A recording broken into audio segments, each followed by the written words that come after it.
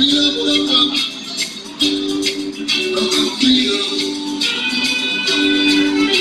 I'd like to introduce you to Auntie Shirley Lomas. She's going to give us an acknowledgement to country.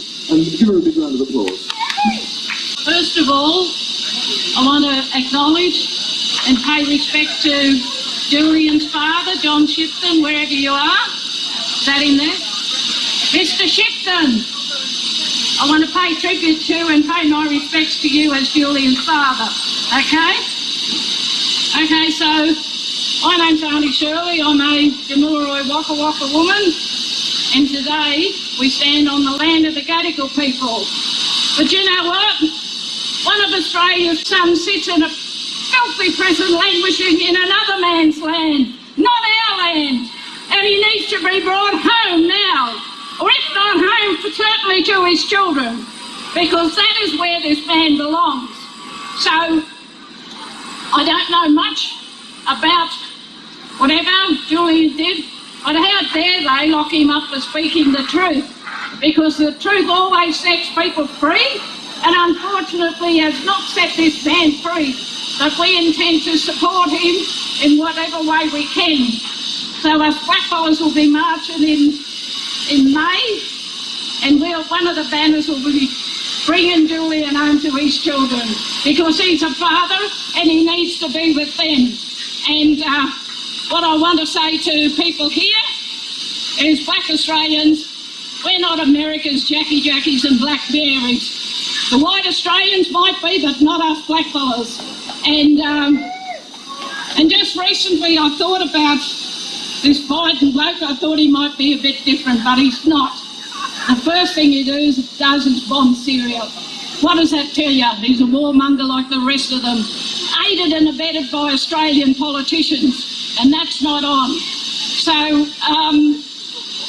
in closing, I'd like to say that I, as a person, and with us blackfellas, will be marching. We'll have a banner for you and for your son, and more important, your grandchildren, because it's not right for a person to be separated from their children.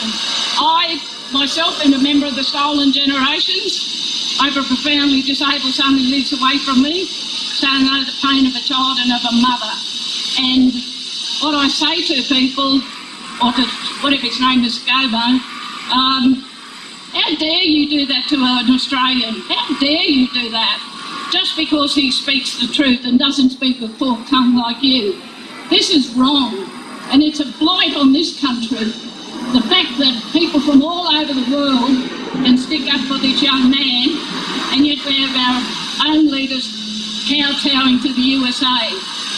So yeah, that's all I've got to say.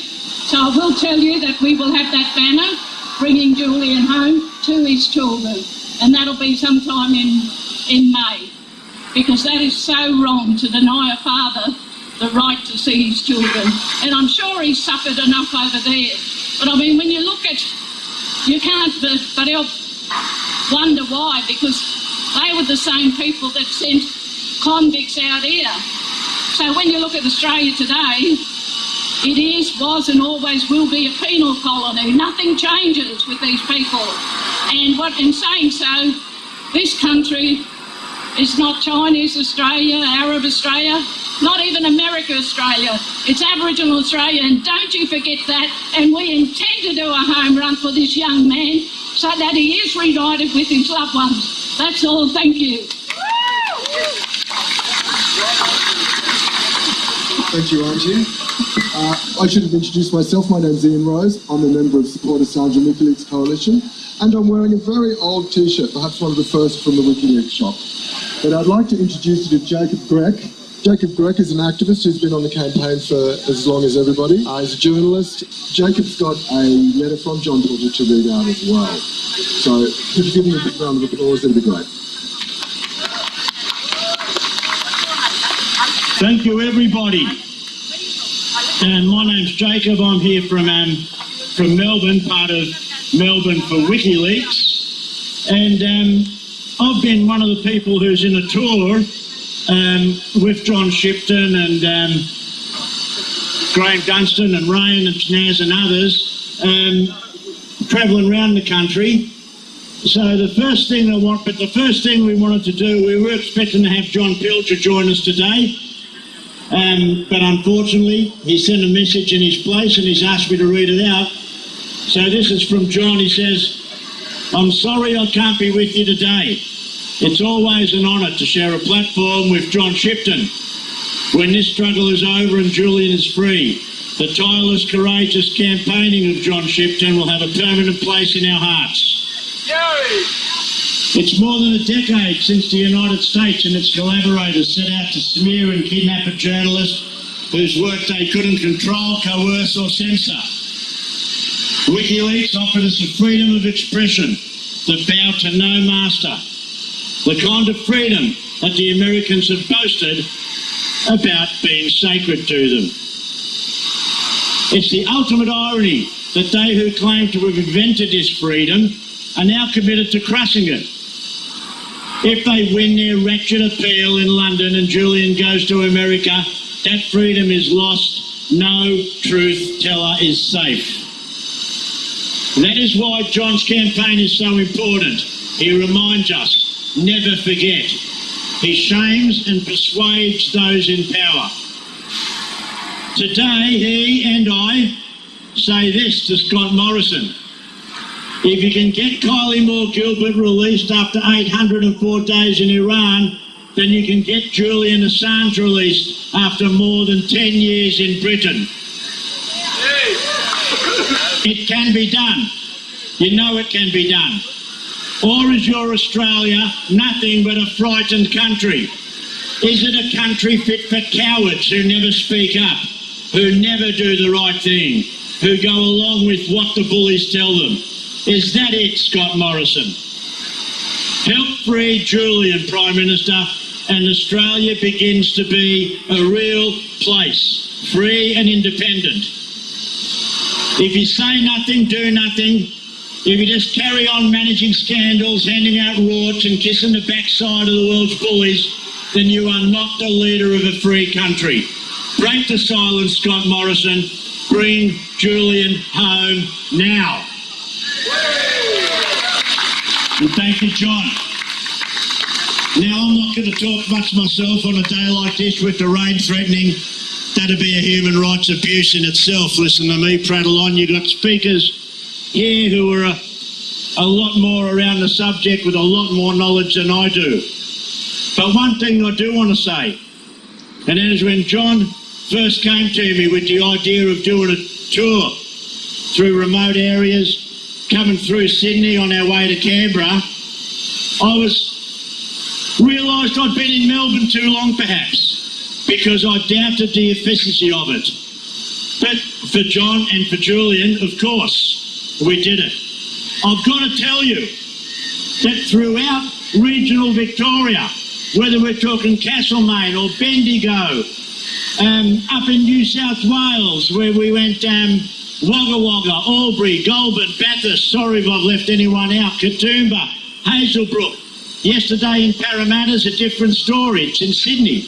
But throughout the rural areas, we have been absolutely gobsmacked by the amount of people coming out and giving their support for this tour and for Julian Assange. And one thing I've got to say I've found that's really given me a lot of hope is the recognition, as you'll hear from other speakers, that this is not just about freeing Julian. Of course, that's our primary concern. We want to bring him home to Australia. But the other thing we want to free is Julian's legacy. It scares me silly that we have the possibility of when we bring Julian home, and it's a when, it's not an if, it's a when we bring Julian home, we want to bring him home to a country he can be proud of, a country where he knows his work has not been done in vain, his suffering has not been in vain. And we're concerned that we're asking everybody who comes here today, You're always asked to sign petitions. You're always asked to kick money in the tin. And of course, you can kick some money in the tin today. It's on the table there. But one important thing we want to ask you is when you go home tonight, not tomorrow, not Sunday, tonight, and all you people down there listening in Radio Land through the Community Radio Network, tonight, go to wikileaks.org. Look up your favourite politician. Doesn't matter what country. Look up your favourite corporation. Look up your favourite military, your favourite town, your school, and get the information. Because that is what this is about. That is why Julian is locked up in a terrorist cell in a COVID-ridden jail in the old dark. Because he's been providing us with information.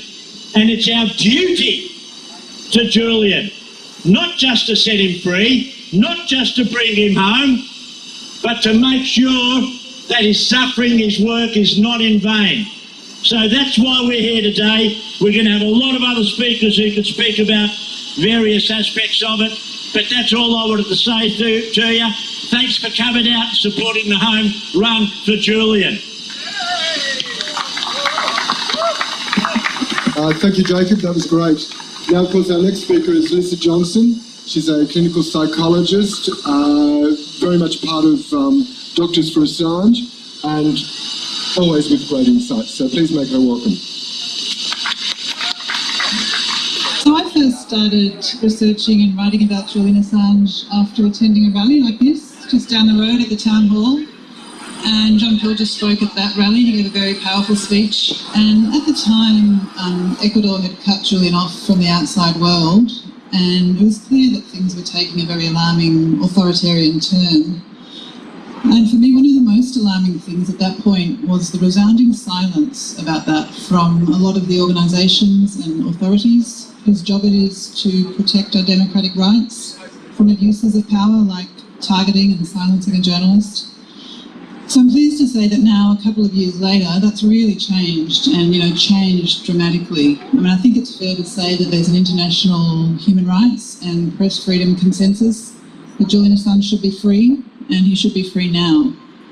Organisations from Amnesty International to Reporters Without Borders, UN bodies, legal experts, legal organisations, unions. I mean, I could stand here all afternoon naming the organisations, politicians from all around the world who are unequivocally denouncing the US pursuit of Julian Assange, both on the grounds that it threatens all of our democratic rights and freedoms, and on the grounds that it threatens Julian Assange's life and health. Because the two things are inextricable. The life and health of our democracies rely on informed citizens. That's inseparable from the life and health of Julian Assange. So it was very upsetting at his extradition hearing last year to hear details of his really terrible state of health, his dire state of health.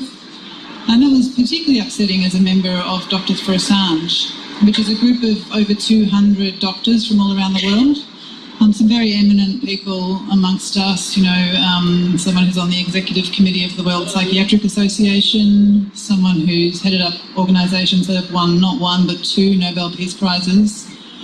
And we've been writing to governments since 2019, warning of, the medical and psychological devastation that the court heard about at the extradition hearing last year.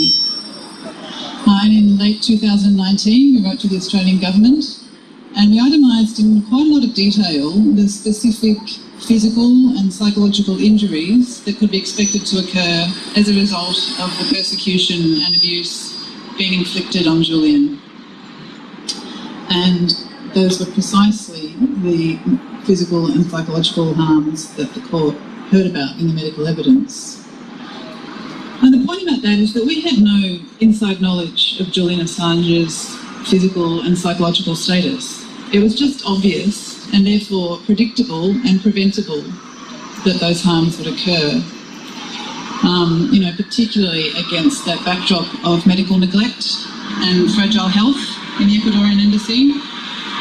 So then, at the extradition hearing, after the judge ruled against extradition, based on Julian's fragile state of health and the risks to his life, all a direct result of the years of persecution and abuse, she sent him back to prison for more.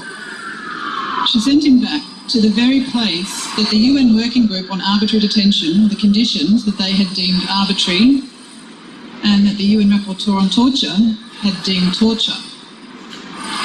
So it's no surprise at all that the International Bar Association's Human Rights Institute has called his treatment shocking and excessive and likened it to the Abu Ghraib prison scandal. And it's no surprise that over 300,000 people tweeted the hashtag Assange after the Trump administration failed to pardon him.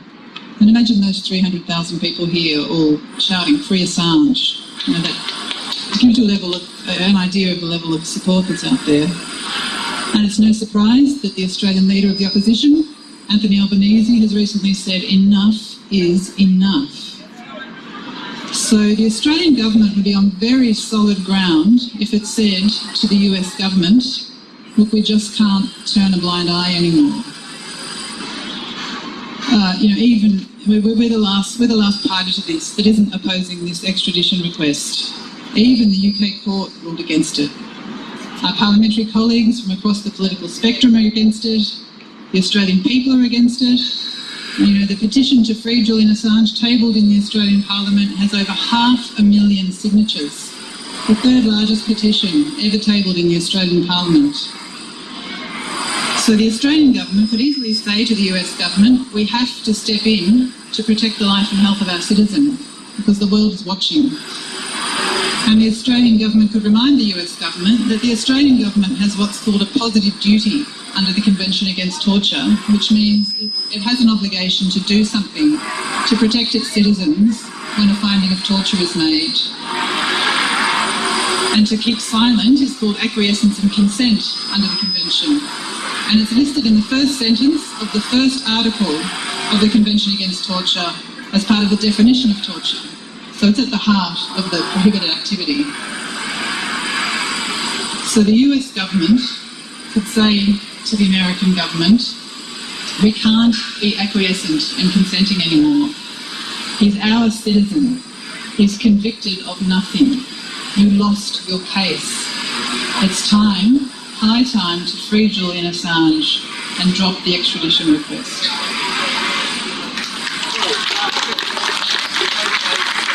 Our next speaker, of course, is John Shipton. I cast my eye around and I see faces that are so familiar from every fight from the Vietnam War onwards. And the darlings of the heart, really. Thanks for coming. So there's a meeting in Glasgow, climate meeting in Glasgow. Every head of state will be there. The United States and the UK are preparing their submission or their propaganda attack on values. Okay, values, the values of the United States empire. And if you don't mind, we'll look at that a little bit.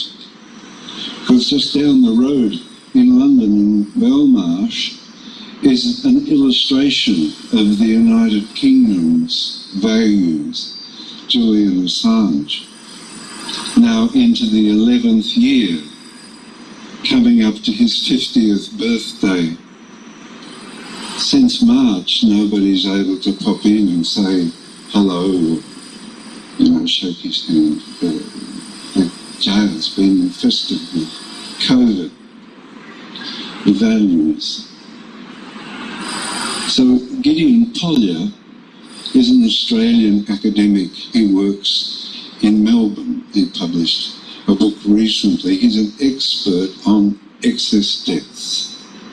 He calculates that between 6 and 7 million have died directly in the Middle East in the last 20 years.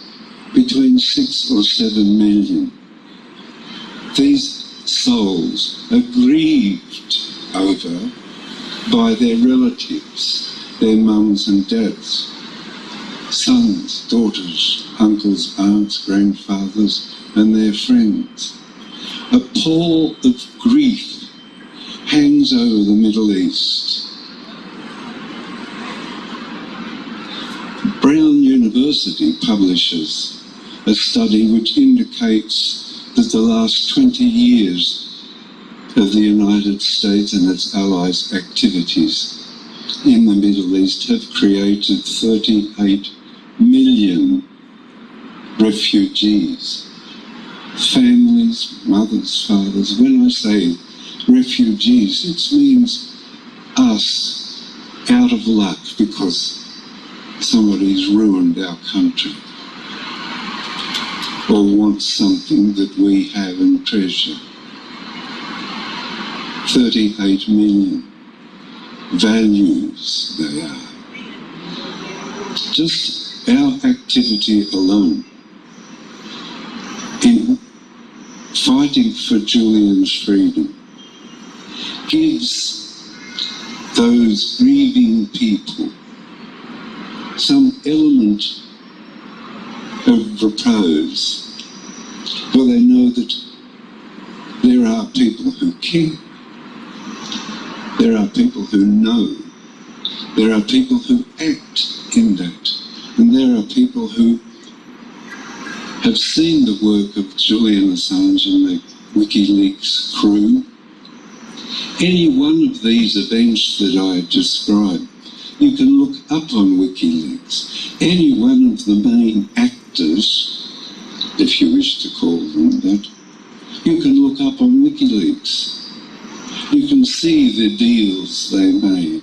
You can see the suborning of decent people through blackmail, through bribery, bullying, intimidation, values.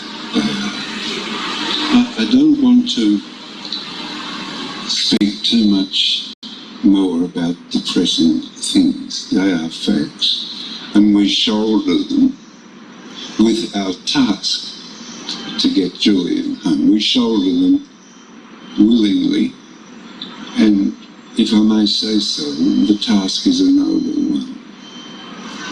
But I wish to indicate to you that we are not alone. 24 parliamentarians of good spirit form the Assange Group. In representative government, these parliamentarians bring the concerns of their constituents into the Parliament, and the institution of Parliament pursues the executive to right this wrong. A fine example of parliamentary action for us to observe.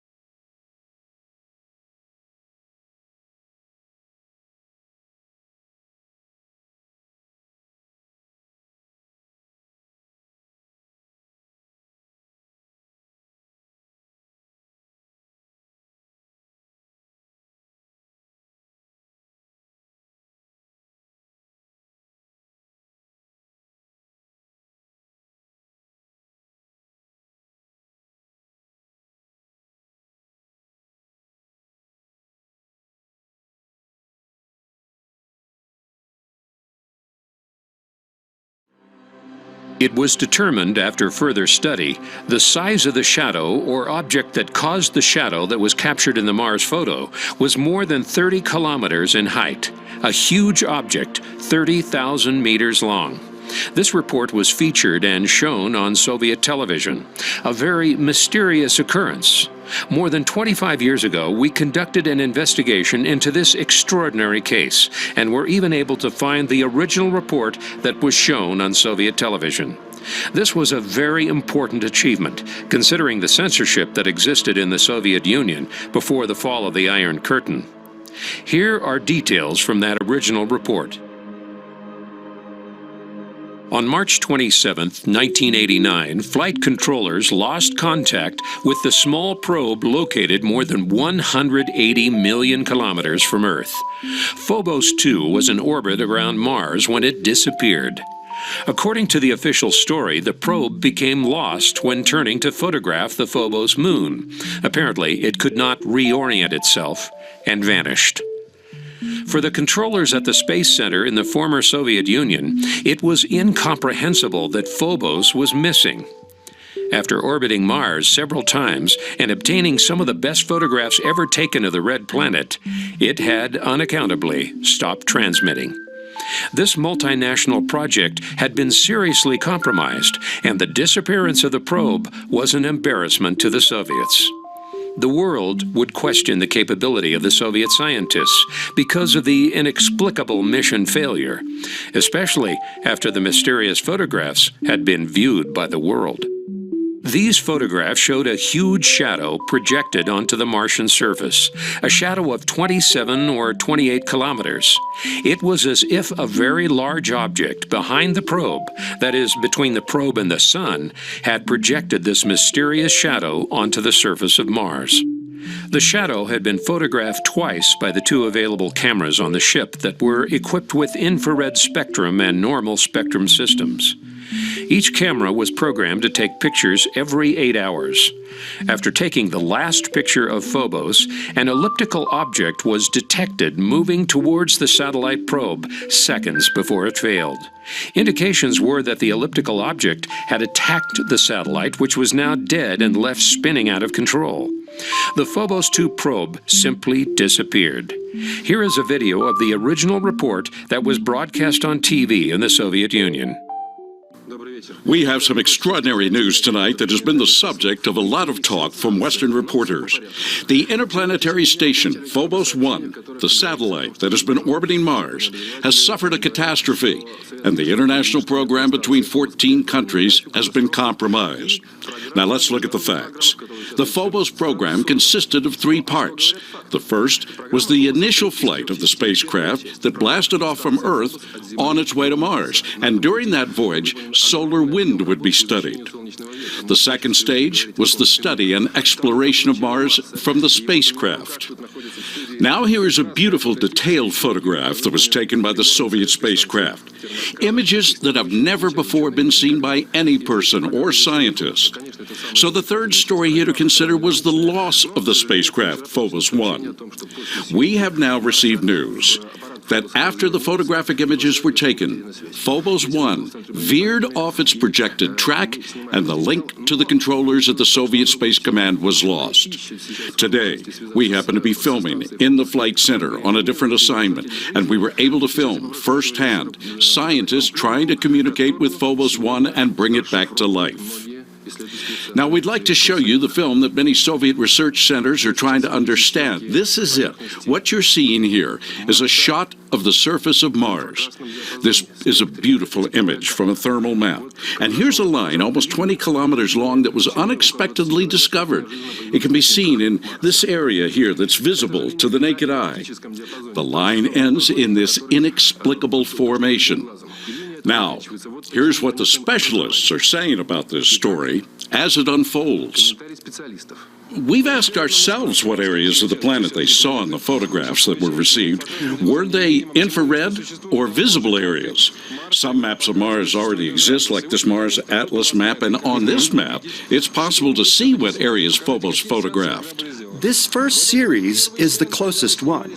Here, we obtain the most detailed images that helped us create this map. Here, other colors are displayed, there are 3 other series of images that were recently taken of the surface of Mars. This red color on the map, is this just a coincidence? Yes, it's coincidental. Red planet, red map. The photograph for this map was taken several days before the unexplained lost spacecraft situation happened. But even if the people who designed and constructed Phobos 1 explained what happened, is it possible to say that they received inexplicable results, but at the same time new and incredible information? Yes, what you're talking about is visible in the shot. However, we believe an optical phenomenon like this is not yet explainable. So what part of the planet is this? Is this what we're talking about? Well, here in this place, as you can see, in this area on the map, and here, starting about here and ending over here, this strip measures somewhere between 20 and 25 kilometers and is visible in the optical and infrared zone. The satellite shots were taken the same day, but every 8 hours, twice a day, 8 hours apart, you see. In addition, here and right here, this strip is visible. There's also another shape in some of these photographs, a shape that is quite easy to see, measuring between 26 and 30 kilometers. It's a shadow or shape of some kind, but it differs from this strip. It's shorter, a little narrower, and has a different shape, which is visible only in the 2 shots received in the optical and infrared zone that were taken at about midnight, 12 a.m. in the morning, you see. So the most important thing is that in the previous maps, these shapes or shadows were not visible? Correct. No shapes are visible on the screen. Well, the shadow appeared unexpectedly. We didn't understand it, and we didn't really pay much attention to it, because it appears again later. In the next series of shots, it was even less visible, but it was there nonetheless. In another area of the shots, it was also observed, although to a lesser extent. So it was a shadow on the surface rather than an object? Probably, because this shadow is not completely obscure or cover this area or the surface of Mars. This looks like a remarkable image that was taken when the satellite passed over Mars, correct? Mm-hmm. What do you think about it? Well, it is quite fantastical, but it could be possible. We see it in a coherent and real way, although whatever caused the shadow is not easily explained. It's more likely to be the shadow of an object in the area because the surface of the shadow's tail is translucent. You can see through it. Also, the concentration of the image is hard to decipher. What I'm saying is that in order to understand it, it will be necessary to carry out scientific analysis. This phenomenon, or unexplained singular image, is the same as what you saw before, but you have to be very careful since any spectacle of this type requires deep analysis and study by our scientists, and only then will it be possible to better understand what we are looking at here. Concerning the disappearance of the Phobos 2 probe, they had no explanation for the loss of control of the probe. Soviet scientists would not consider another possibility, one that suggests that the probe had been hijacked or destroyed by intelligences alien to our planet. Consider the fact that many nations had participated economically in a project that should have produced a large amount of data about Mars, especially data about the Martian moon Phobos. In early research, Phobos had attracted the attention of Soviet researchers, especially of the Cydonia region, after carrying out a mapping of Mars. Phobos 2 should have landed on Mars to perform various analyses of the strange planet. However, only a few days after entering orbit around the planet, the craft disappeared, preventing the mission from being carried out. On March 27, 1989, it was declared officially lost. Something had happened to it. Something very strange had happened to Phobos 2, more than 1,800,000 kilometers from the Earth.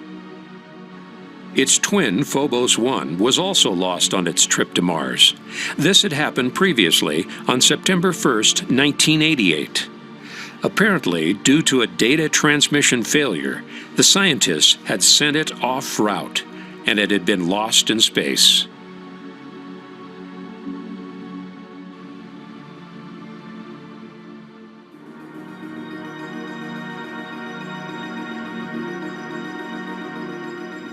In 1991, the Russian cosmonaut Marina Popovich unveiled extraordinary evidence that could possibly explain the disappearance of the space probe Phobos 2. The evidence was the last photograph taken by the Phobos 2 probe before disappearing. In the image, there is an object measuring approximately 25 kilometers in length, floating in space near the moon of Phobos. After taking the picture and examining it, the object mysteriously disappeared. The strange events that occurred on the Phobos mission would remain unnoticed by Western scientists until cosmonaut Marina Popovich unveiled the final photograph obtained by Phobos 2 before its long object disappeared. An official photograph from the Russian Space Agency in early December of 1991 exposed the evidence, which shows a large object almost 30 kilometers long, very close to the moon of Phobos. Despite the weight of this evidence, the public at large was unaware of it. Dr. James Harder, renowned researcher from the United States, explains what happened. I'm Dr. James Harder, and I first saw this picture last week when Marina showed it to a conference, and at a press conference at the Soviet embassy. She released this for the first time, essentially, to the press. It's the third picture taken by the Martian probe Phobos 2. This was the last picture taken.